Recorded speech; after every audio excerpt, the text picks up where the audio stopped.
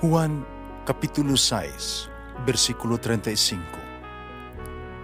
Si Jesus miingon kanila, "Ako mao ang pan nga naghatag sa kinabuhi.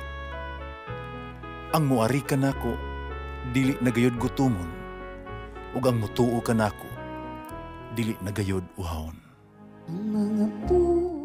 Pan sa kinabuhi.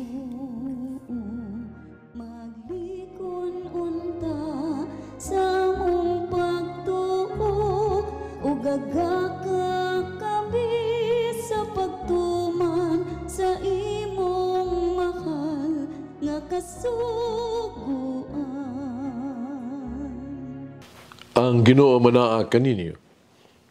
Ang pagbasa gikan sa Santos Ebanghelyo sumala ni San Mateo. Si Jesus miingon siya mga tinun-an, sa inyong pag-ampo, ayaw daghana ang inyong mga pulong ingon nga kibuhat sa mga pagano, nga ginahuna, kadunggon sila tungod sa taas nilang pag-ampo.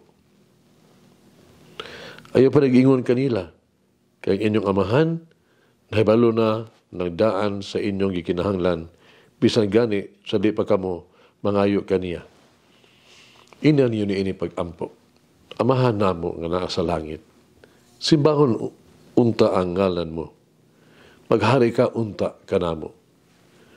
Ug tumanon ng imong pagbuot, dini sa yuta, ingong ituman kinididto sa langit. Ihatag kanamo ang kalanon ng wikinahanglan kanong adlaw. Ug pasiloa kami sa mga sala. Ingon nga gipasaylo namo ang nakasala kanamo. Iyo kami itugyan sa malisod nga pagsulay. Luwas sa hinuon kami sa dautan.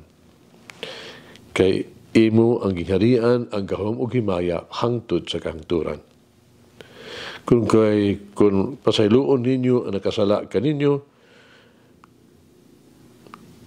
pasayloon usab kamo sa inyong amahan nga tuwa sa langit. Pag kung dili inyo pasayloon, dili usab kamo pasayloon sa inyong amahan nga tuwa sa langit. Ang Ebanghelyo sa Ginoo. Pasalamati ang Ginoo, kay siya maayo, ang iyang gugma mulungtad hangtod sa kahangturan. Pasalamati ang Diyos sa tanang mga Diyos, ang iyang gugma malungtaron. Pasalamati ang Ginoo sa mga Ginoo, ang iyang gugma balungtaron.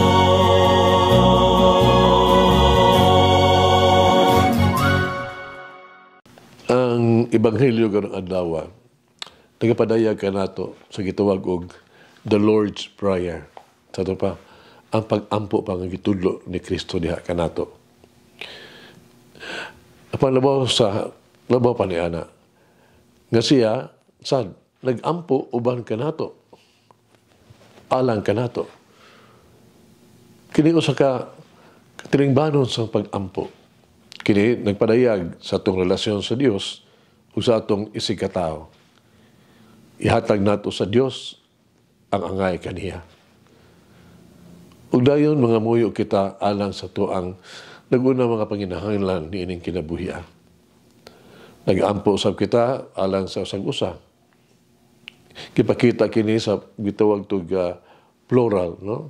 Nga pronoun, amo o ato. Gitawag ni Jesus ang Dios ug Amahan. Saramay ang pagtawag og Aba, Amahan, usa ka pulong sa pagmahal. Napakita kini sa kasuod sa anak ngadto sa amahan. Nagpahayag kini og papasalamat sa kinabuhi. Ang Dios nga tuwa sa langit, mao ato ang amahan, nga atong giila katinubdan sa ato ang kinabuhi. Ug kanunay naghatag kanato sa atong adlaw-adlaw nga panginhanglan. Bisan dili nato siya makita, ligo ang atong pagtuo nga siya nag-atiman kanunay ug mutabang jud kanato. Si San Pablo sa iyang sulat ngadto sa mga taga-Roma miingon, Kaya wala ka mo makadawat sa Espiritu sa pagkaulipon. Kundili nakadawat ka mo sa Espiritu sa pagkasiragop o pinaagi ni ini kita nga tao. Aba, nagatuaw, Aba, Amahan. Ang Espiritu mismo, nagmatuod uban sa tuang Espiritu, na kita nga mga anak sa Dios. Kipatinaw ni Jesus kanato, nga ang ngalan sa Dios balaan, ug angay nato nga balaanon, ug simbahon sa tuang kinabuhi. Ang hukbong sa mga pulong, matuma ng imong pagbuot. Usa ka auhag kini alang kanato, kay tugyan ang ato ang kaugalingon sa iyang kabubuton. Kinahanglan mao kini ang ato ang tinguha nga iyang pagbuot may matuman sa ato ang kinabuhi. Dini ato ang gisugid ang iyang himaya o giila ang iyang pagkahalangdon. Sa katapusang bahin sa pag-ampo sa Ginoo, the Lord's Prayer, nahisgot ang ato ang sa atong mga panginahanglan o sa unsang paghiha kita kinahanglan maging labot sa atong isikataw. Puso sa dili pa kita mag-ampo alang sa atong kaugalingon nga panginahanglan, kinahanglan una og labo sa tanan atong ibalik kadto sa Dios ang himaya, dungog og pagkamasinugtanon kaangay kaniya. Ato mga pag-ampo kinahanglan nga dili gayon makalapas kay mabuton sa Dios. Ang ato mga pag-ampo kinahanglan mugiya kanato kanunay sa pagtugyan sa atong kaugalingon ngadto sa iyang plano. Ang ato ang mga pag-ampo kinahanglan dili lamang magunahuna kanato sa atong kaugalingon. Kinahanglan natong tadong usab ang mapaginahanglan sa uban. Ang ilang kaayuhan ug unsa ang kinahanglan nga natong ang buhaton alang kanila. Ato pangutan na atong kaugalingon. Nag-ampo ba kita kanunay sa kada adlaw? O sa ugyon sa manato pag-ampo? Doon ay sigulang nos kinabuhi ni St. Catherine Labore. Nga ang St. Catherine of the Miraculous Heart, Miraculous Medal, ipagitaan sa Mahal nga Birhen. Kini ang iyang paagis pagpamalando o pag-ampo. Kini yano kayo, no? Pero makapatandog. Siya may asoy, no? Kung mag-ampo siya, ibutang niya ang iyang kaugalingon at tubangan sa Dios. Nimingon siya, ani ako, Ginoo, mutuman ang imong pagbuot. Masalamatan ko siya sa samang paagi, kadili ako takos sa bisan unsa. Kanya gisultian ko usab siya sa tanang butang nga mosantop sa ako ang una-una. Ug maminaw ako. Malinaw sa siya. May suon, manghagit sa ito ang kinabuhi sa Ebanghelyo. Pero mahimo ko lista ni ato mga tao nga kinahanglan nimo iampo o pag-ampo alang kanila kanunay.